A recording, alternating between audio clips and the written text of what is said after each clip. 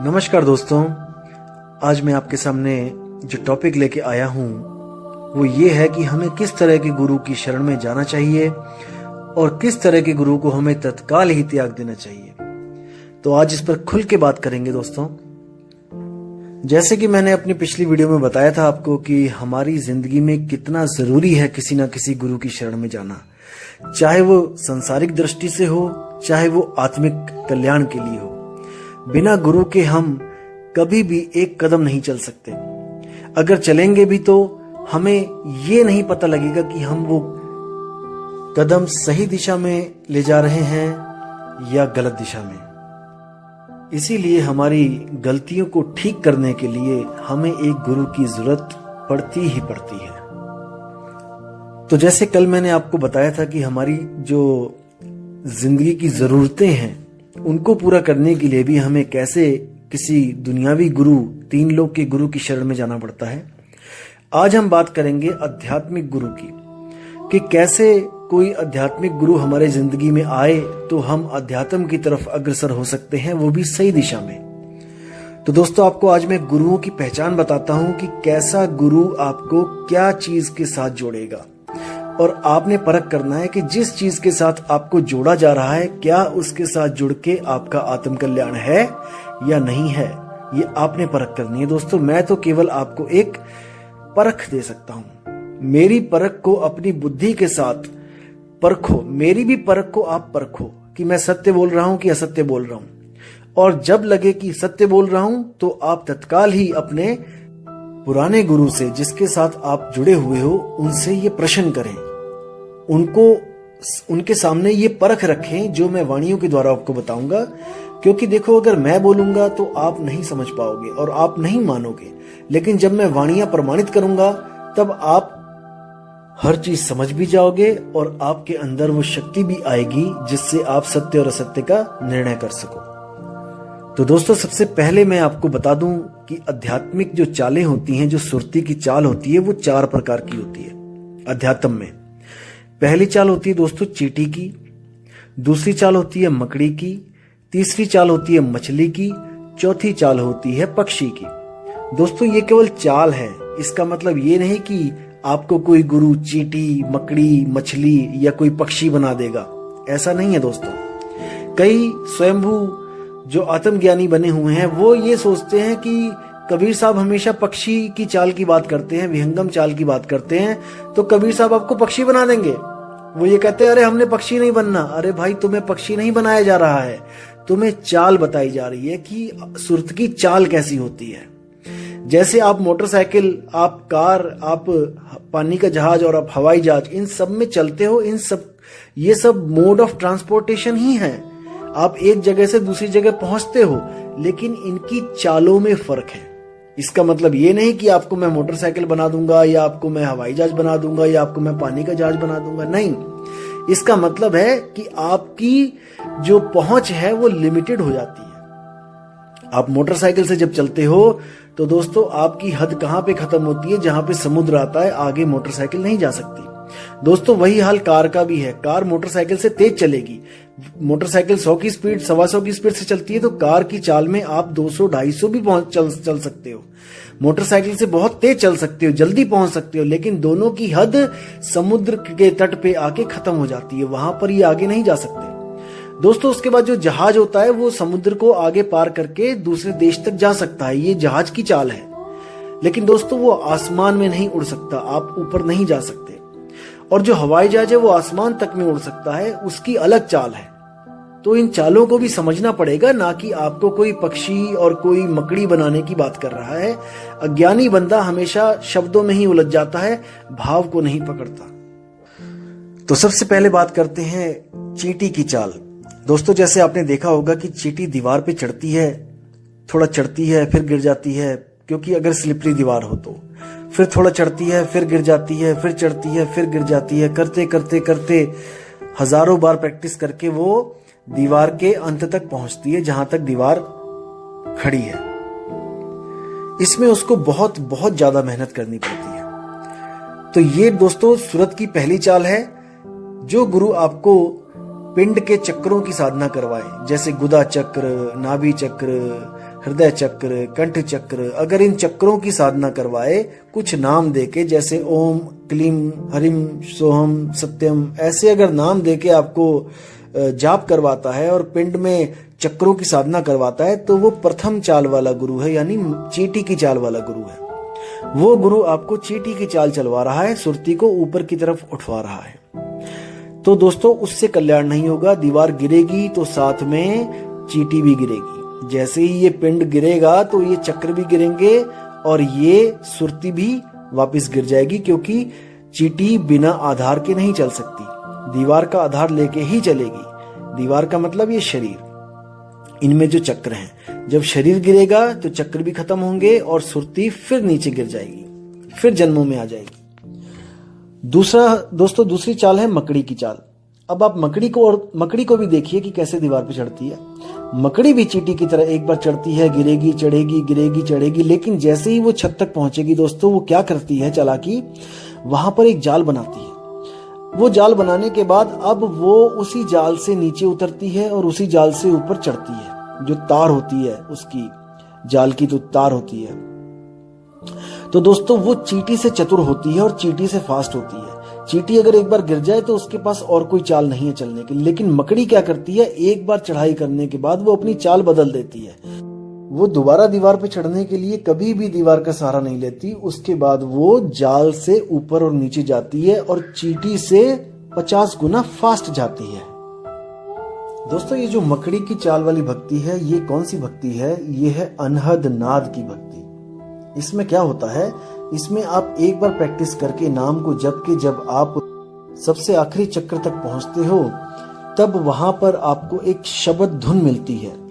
आप उस शब्द धुन के सहारे वापस उसी निचले स्थान पर आ सकते हो, निचले चक्रों तक, और उसी से सुरती को दोबारा वहां तक ले जा सकते हो जहां वो शब्द धुन आपको मिली थी।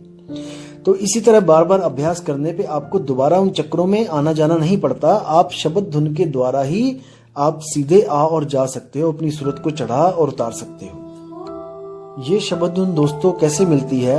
जब आप कानों को बंद करके, अपने अंगूठों से दोनों कानों को बंद करके अपनी सारी सुरतें अंदर की तरफ लगाते हो, बाहर की दुनिया से कनेक्शन तोड़ते हो, और जब अंदर में देखते हो, धुन को सुनते हो, तब इसी 5 तत्वों के शरीरों की 5 धुनें जो बहुत सूक्ष्म रूप में अंदर बज रही हैं, आप उनको सुनना शुरू करते हो। और सुनते सुनते वो इतनी विराट हो जाती है कि वो जैसे नगाड़े बज रहे हो, बादल गरजता है, इतनी ज्यादा आवाज हो जाती है। और वो धुनें आपस में ही बदलने लग जाती हैं। कभी वो बादलों की गर्जना की तरह सुनाई देती है, कभी वो वीणा में बदल जाती है, कभी वो बांसुरी बन जाती है, कभी वो शंख बन जाती है। तो वो बदलती रहती है। और दोस्तों जहां पर बदलाव हो जाए वो चीज माया होती है, वो कभी सत्य नहीं हो सकती, क्योंकि सत्य कभी बदलता नहीं है। सत्य एक रस रहता है, उसकी यही पहचान है। सत्य कभी नहीं बदलता, लेकिन अनहद धुन हमेशा बदलते रहते हैं। क्योंकि कबीर साहब ने भी बोला है, अनहद बाजा जम का थाना, 5 तत्व करें घमसाना। यानी अनहद बाजा जम का थाना, जो जम है, जो काल है, उसका थाना यानी कि उसका ही घर है, वहां से मुक्ति नहीं हो सकती। तो साहिब कहते हैं, अनहद बाजा विधि विधि बाजे, सार शब्द न्यारी धुन गाजे। कि अनहद बाजा जो धुन है अनहद की, ये 5 तत्वों की 5 धुनें हैं, इसी को 5 नाम कह देते हैं संत।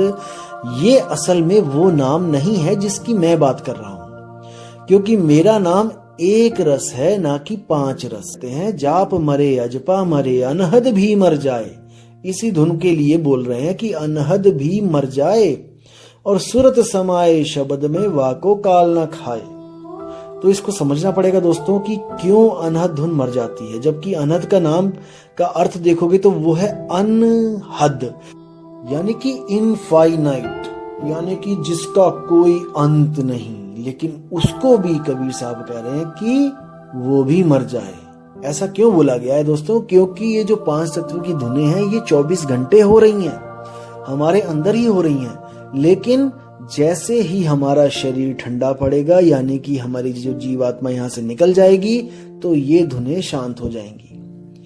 जैसे और भी हमारे यहाँ धुनें हो रही हैं शरीर में, जैसे दिल की धड़कन, जो नाड़ी की आवाज है। आप देखोगे दिल की धड़कन पे कान लगा के देखो, धक धक धक धक 24 घंटे हो रहा है।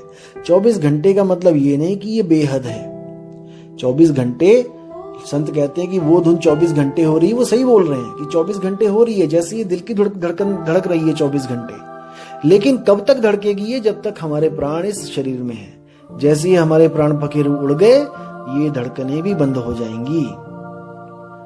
ये शब्द खत्म हो जाएगा जो 24 घंटे चल रहा है।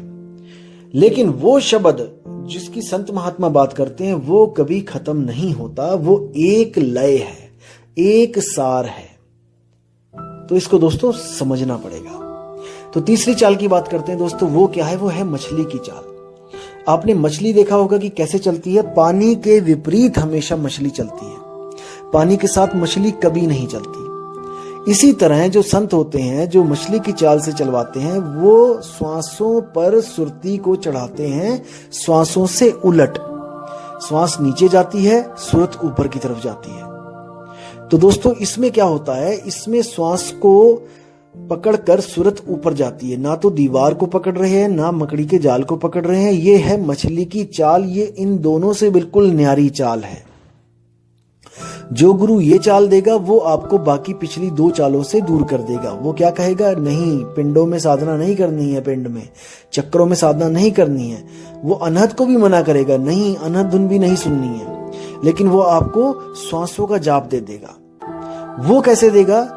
उसके भी दो प्रकार के गुरु हैं, श्वासों का जाप देने वाले भी। एक होता है गुरु जो आपको कोई मंत्र देगा श्वासों के साथ जपने के लिए। जैसे किसी ने आपको दे दिया सोहम।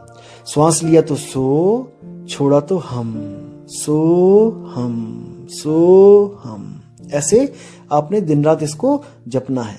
और जपते जपते जपते ये सोहम खुद से होने लग जाएगा। ये जो श्वास आप लोगे, फिर आपको बोलने की जरूरत नहीं पड़ेगी, आपके श्वासों के द्वारा ही चलेगा ये। फिर सोहम, सोहम, और आपको इन श्वासों की आवाज स्पष्ट सुनाई देने लग जाएगी कि ये सोहंग ही बोल रही है।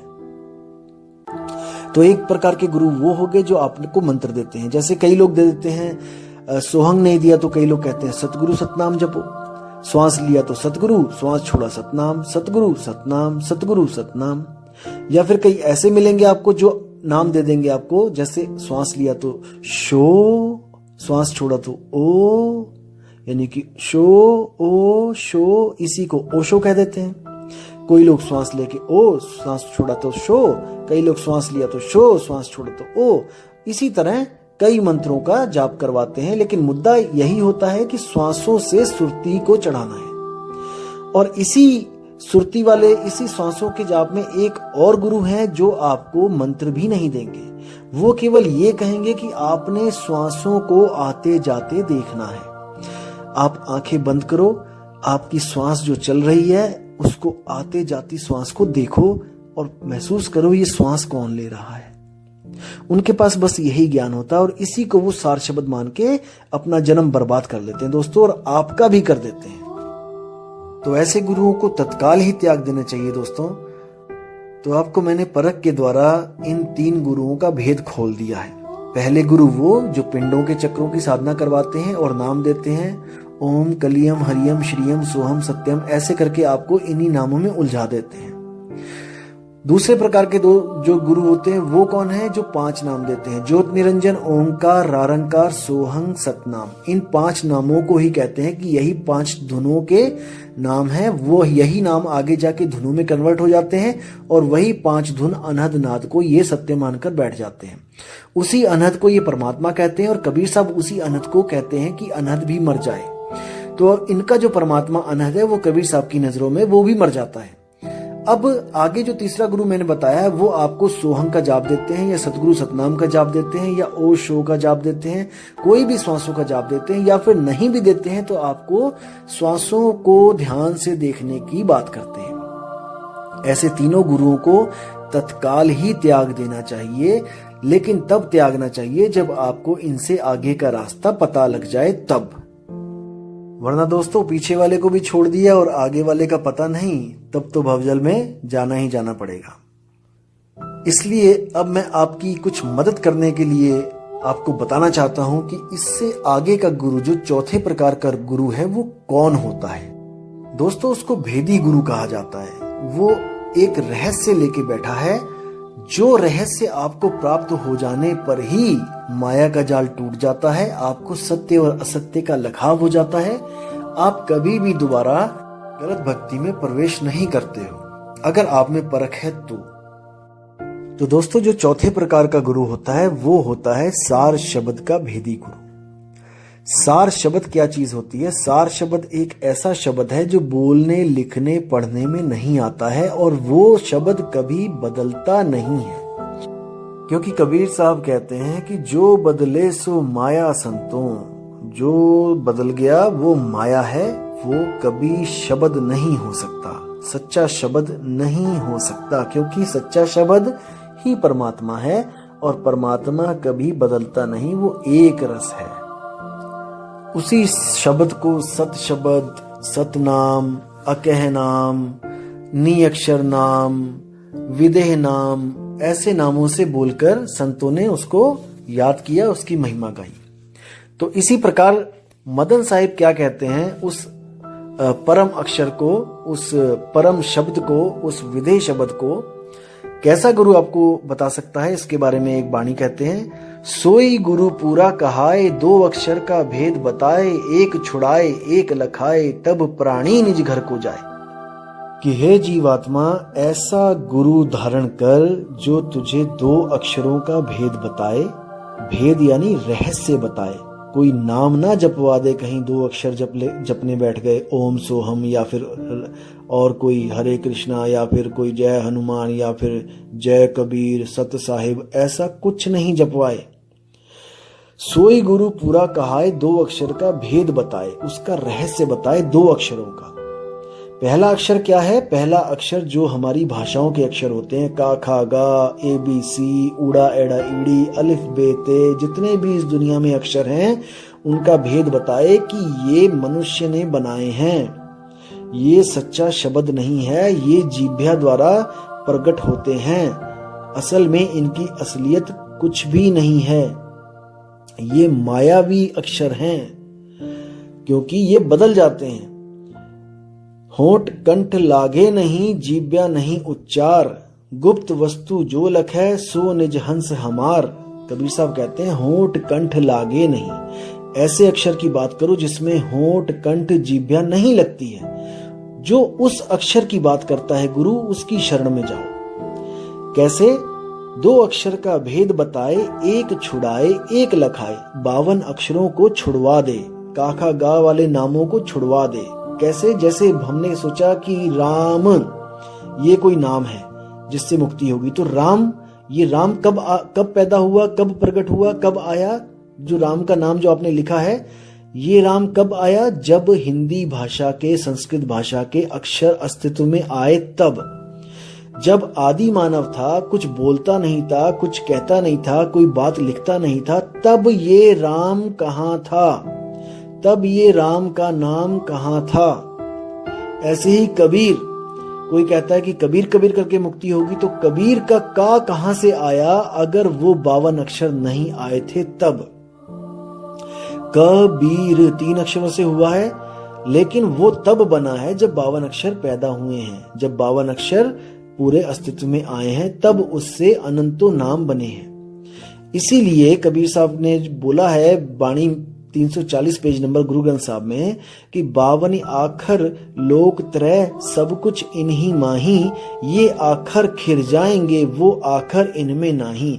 कि हे हंस जीवात्मा, ये 52 अक्षर तुमने ही पैदा किए हैं, किसी इंसान ने ही पैदा किए हैं, और तुमने, उस इंसान ने उन्हीं अक्षरों में से भगवान का भी एक नाम रख दिया।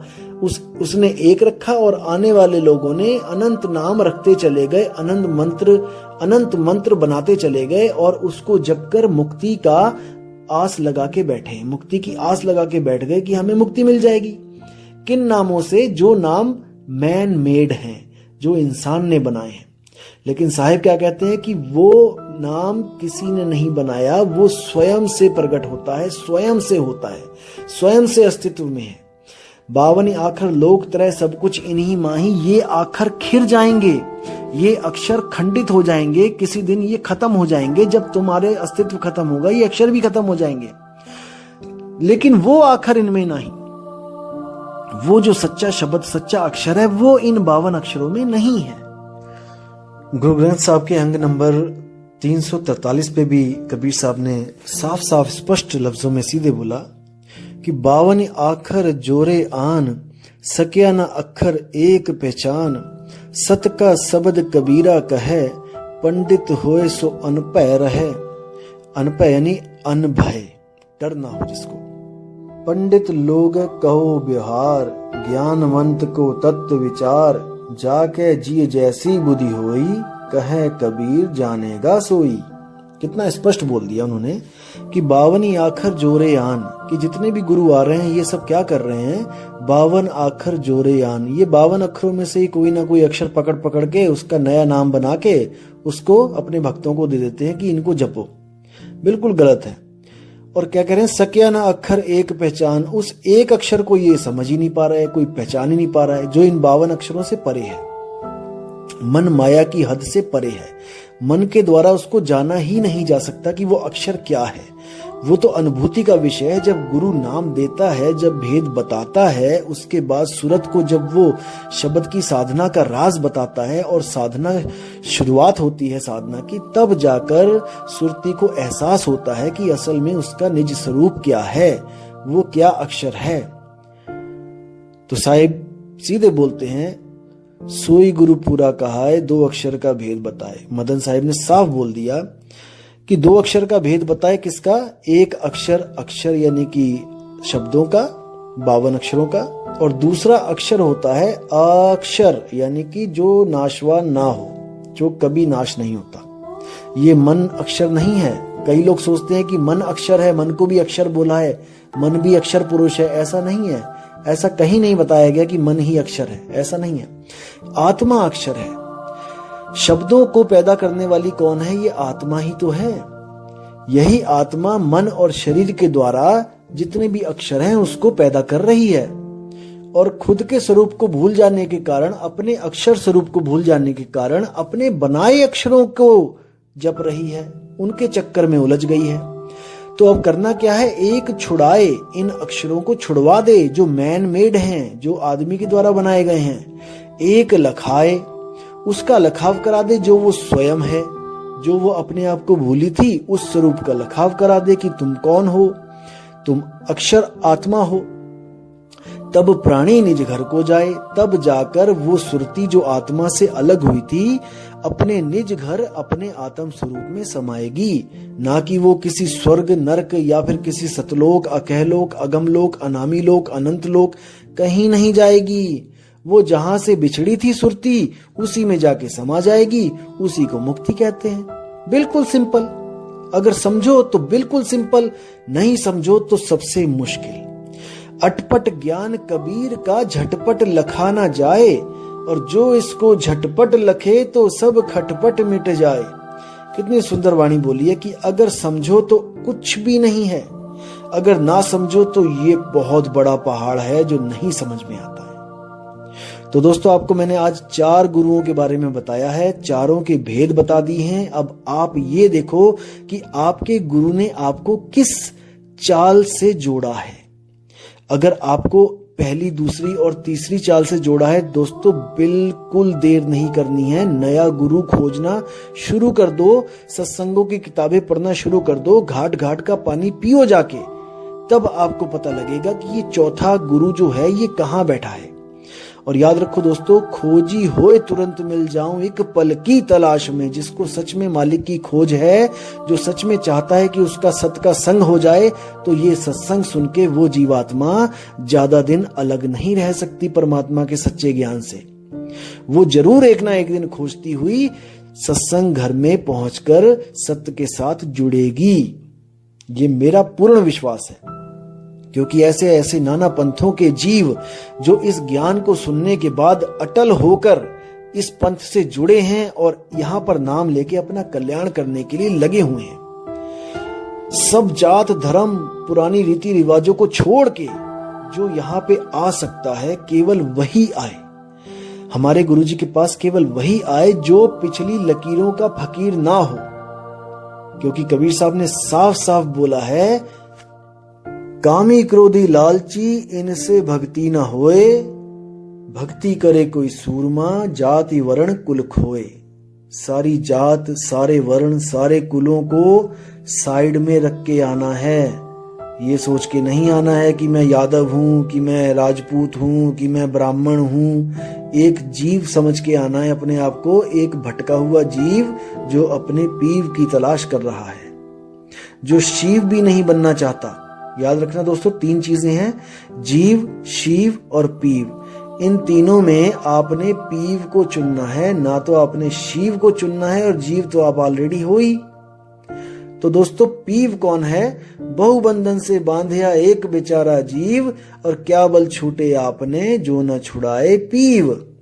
वो पीव कौन है? वो सतगुरु कबीर साहब हैं। इसका मतलब ये नहीं कि उनकी मूर्ति की पूजा करनी है, या उनके मूर्तियों के कोई हार पहनाने हैं, या फिर उनका कोई नाम जपना है। नहीं, पीव आपको बहुत ही प्यारी विधि बताता है अपनी अपनी बेड़ियां तोड़ने की। ये बेड़ियां कैसे पड़ी हैं, ये आपको मैं अगले वीडियो में बताऊंगा कि ये सृष्टि कैसे बनी है, ये जीव कहां से आए हैं, ये कैसे अपने स्वरूप से बिछुड़ गए हैं, और कैसे अपने स्वरूप को ये दोबारा प्राप्त होंगे। तो दोस्तों, उम्मीद करता हूं कि इस ऑडियो से आपके सारे सवाल खत्म हो चुके होंगे, सारे भ्रम दूर हो गए होंगे गुरुओं के रिगार्डिंग, कि गुरु कैसा होना चाहिए। तो दोस्तों, इसी के साथ मैं विराम देता हूं, और अगली ऑडियो बहुत जल्दी आपके सामने मैं पोस्ट करूंगा।